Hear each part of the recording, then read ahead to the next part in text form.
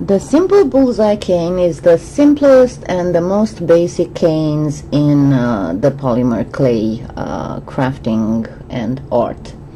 So what you need is one color. You're going to make just a big bead out of it by rolling it in your hands. Make sure that you have absolutely no cracks or folds. Then use an acrylic block to create a cylinder out of it, and you do that by simply rolling with the piece of clay with the acrylic block back and forth, and then you can turn the bead on the side to make sure that it is a cylinder, a straight cylinder.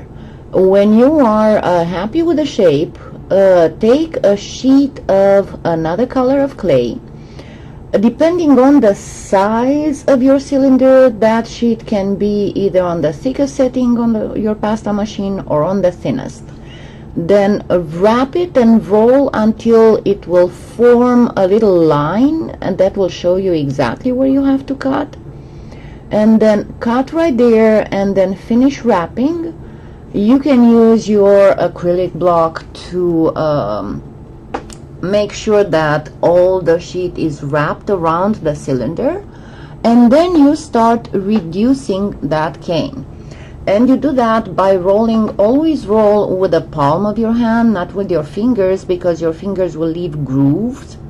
And then you start pinching slightly from the middle of the roll towards the ends to make sure that you have no air bubbles trapped in there.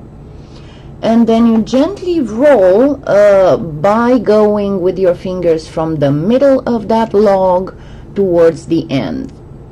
You will always have some clay protruding at the ends, either from the inside or from the wrapping. Usually it's the edges that do that. But the thing is, when your cane is hot, that means it had just been worked on, it will not slice properly. I showed you slicing with a tissue blade. That is an exceptionally sharp object, but even with that you will not get a good slice. So it's a good thing to let the cane rest a little before slicing it.